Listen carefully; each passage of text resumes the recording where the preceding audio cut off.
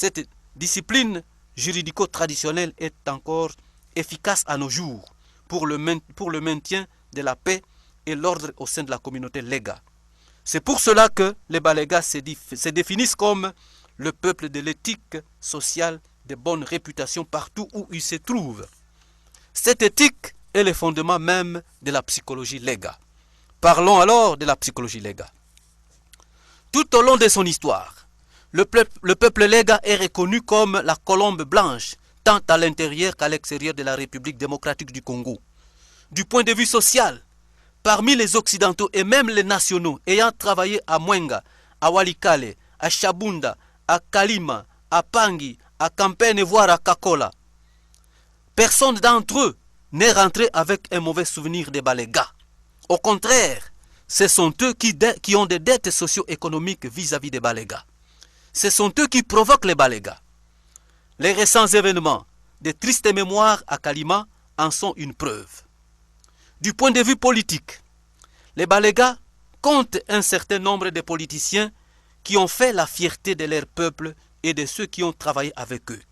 C'est le cas notamment de Kititwa Jamari, Omari Penemisenga, Lungangi, Mupipi, le général Itampo, Mantinti Rigobert, Kisanga Kabongelo, Arthur Zaidi Ngoma, Matenda Lukelwa, Dr Lubaga Eugène, Bulambo Kilosho, Pasteur Kiembo Walumona, Malumba Mawangozi,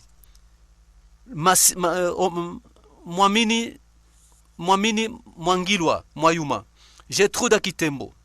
Nous devons avouer que cette liste n'est pas exhaustive. Nous demandons à la nouvelle génération de politiciens balégas de pouvoir corriger les erreurs commises par leurs prédécesseurs. Nous leur demandons d'être capables de transcender les divergences de leurs idéologies politiques en privilégiant les intérêts communs aux Balégas.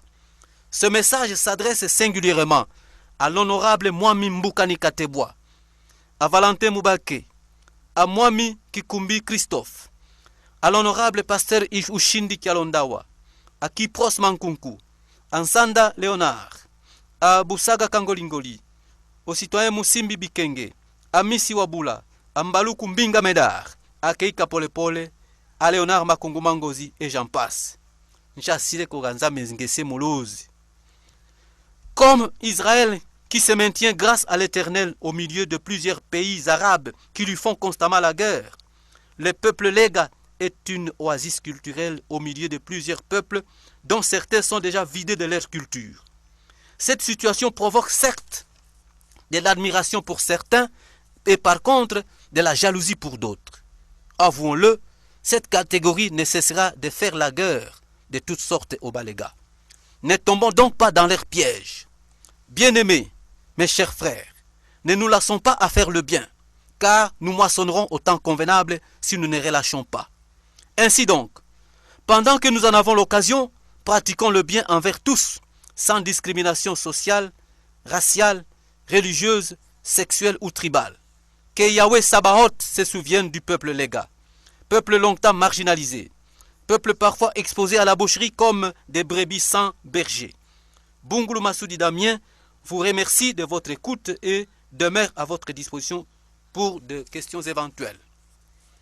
Et nous revenons à la première question. Sur la première question, cette question avait été posée par M. Kikouni Joseph. Il se demandait comment on peut expliquer les relations de plaisanterie entre certains clans au sein de la communauté Lega de Pangi. Nous répondons à ce M. Kikouni Joseph que il existe certes des relations de plaisanterie entre certains clans des territoires de Pangi. C'est le cas notamment entre Isanga et Benyemusange, entre les Banyetoba et les Lukinga, entre les Ikama et les Kagela, entre les Zili et Nkuku, et entre les Kabangu et les Keigo. Qu'est-ce qui se passe? Il fut un moment où la stérilité chez les femmes était devenue fréquente chez les Balégas. Certaines familles, certains clans étaient même menacés de disparition. Dans le village, pour réagir à cela, dans le village de Kakola, ce fut l'instauration de mariage endogamique. Chaque fille, avant d'aller contracter son mariage ailleurs, il lui fallait d'abord laisser un enfant à Kakola. C'est pour cela qu'il y a trop de Bintoutouma dans ce village de Kakola, moi-même y compris. La disparition, quand une fille mariée loin de son clan, parvenait à donner naissance à plusieurs enfants, son clan d'origine était honoré. Tous ses frères bénéficiaient d'une certaine licence. Voilà l'origine de ces plaisanteries. C'est le cas entre les Keigo qui avaient marié la fille Mutikia chez les Bakabango. Il en est de même entre Benyi Kubunga, dans la collectivité de Ikama, dont la fille était épousée chez les Kagela. C'est grâce à cette fille que les villages de Mulamba et de Lutala, Banampombo, avaient échappé à l'extinction. Le même cas se manifeste entre les Batoba, dont la fille avait peuplé le village de Benyilukinga, chez les Mounois. Le cas de Basili et de Nkuku est particulier. Il y a bien sûr une fille comme pont, comme charnière, mais dans un autre contexte. Les Zili et les Nkuku étaient en perpétuelle dispute au sujet de la propriété d'un étang poissonneux. Pour mettre fin à cette querelle et demander aux Basili de renoncer à leurs prétentions sur cette étendue d'eau, les Nkuku donnèrent leur fille aux Basili. Les relations entre Banyisanga et les Banyamusange sont beaucoup plus complexes. Il fut un temps où la contrée de Banyisanga, de Banyamusange, était investie par des envahisseurs. La guerre était longue et avait déjà occasionné beaucoup de pertes en vies humaines. Étouffé, Nsange viendra solliciter l'appui d'Isanga à titre de renfort. Les troupes de Banyisanga répondirent promptement à l'appel du voisin. Après d'âpres combats, les ennemis furent vaincus et repoussés hors du territoire Nsange. À titre de gratitude, Nsange confia à Isanga une fille nubile en signe d'alliance entre les deux peuples. Celle-ci était destinée à engendrer nombreux enfants afin de compenser le sang de Banyisanga versé sur le champ de bataille. Mais on prit des précautions afin de prévenir Nsange sur ce qui adviendrait au cas où la fille arrivait à divorcer plus tard. C'est pourquoi les Banyisanga nommeront cette fille Mansubia Ma Banyamunsange. Dans tous ces 4 cas précités, il est question d'un pacte de sang entre les peuples concernés. Ainsi donc, tout Mwenyisanga sérieux ne doit pas verser le sang d'un Mwenyemusange et vice-versa. L'un comme l'autre ne doivent pas se permettre de coucher avec une femme mariée du clan Ami. Il en est de même entre Kabangu et Keigo, entre Ikama et Kagela, entre Toba et Munwa, et entre Basili et Benyenkuku. C'est pour autant vous dire que même avant les Occidentaux, les Balégas avaient des notions élémentaires mais approfondies sur les relations internationales. Pour avoir été assistés pendant la guerre par certains voisins, la République démocratique du Congo entretient des relations privilégiées avec l'Angola, avec le Zimbabwe et avec la Namibie.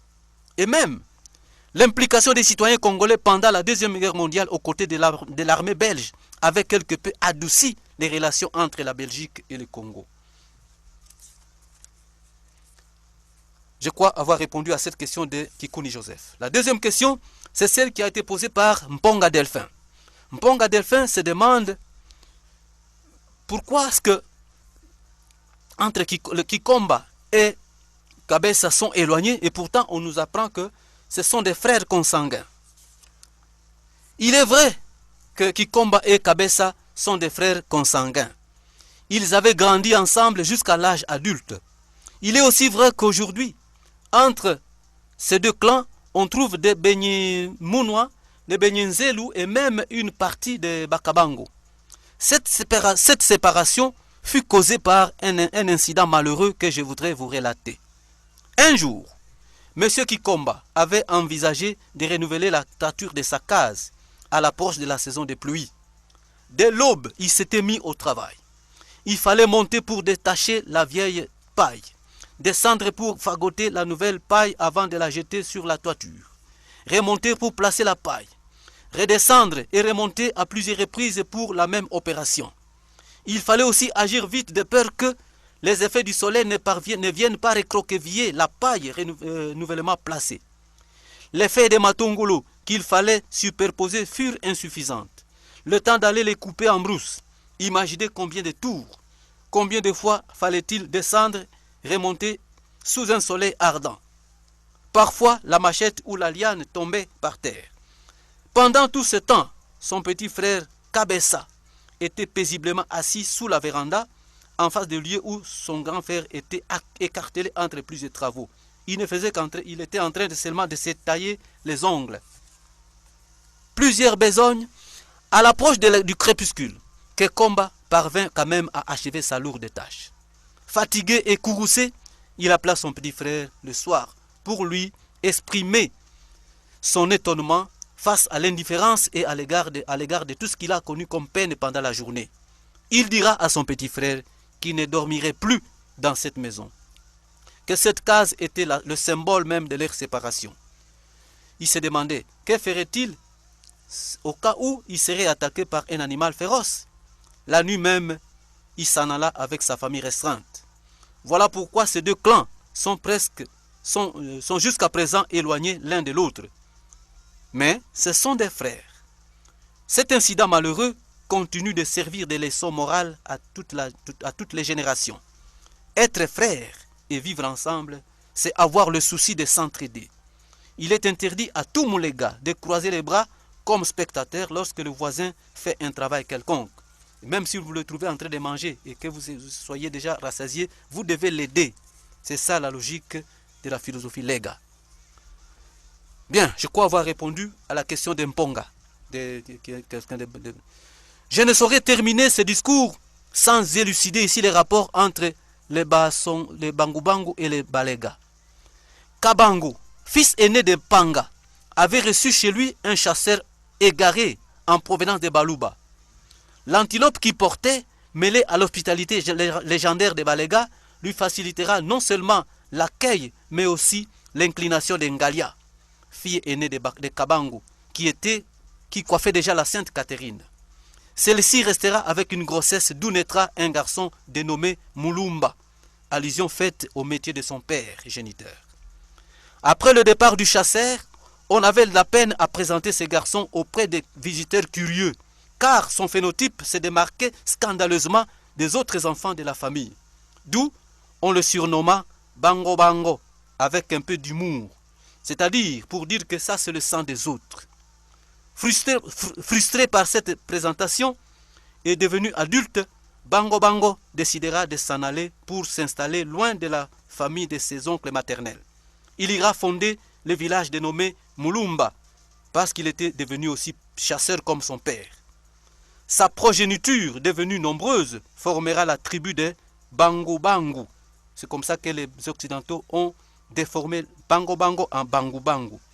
Ce sont des neveux de Balega. C'est pourquoi, à la mort d'un Bangu Bangu, la tradition accorde aux Balega le droit de consommer une chèvre, au moins. En revanche, en cas de la mort du Moulega, on doit offrir au Bangu Bangu une poule, au moins. Et tout ceci doit se passer dans le respect de la dignité qui n'exclut pas des petites blagues ou des petites plaisanteries. Rappelons que chez les Balega, le neveu joue le rôle d'opposant politique. Il a la licence de dire toute la vérité pour la bonne marche de la famille. Il n'est pas question de s'insulter, de se battre ou de se confisquer mutuellement des souliers, comme c'est devenu la mode aujourd'hui. Le Moulega, s'il est nanti, peut offrir même 1000 poules au Bangu Bangu, mais jamais une chèvre. Et le Moulega n'a pas le droit de consommer une poule de Bangu Bangu. Je crois avoir répondu à toutes vos préoccupations et je vous remercie.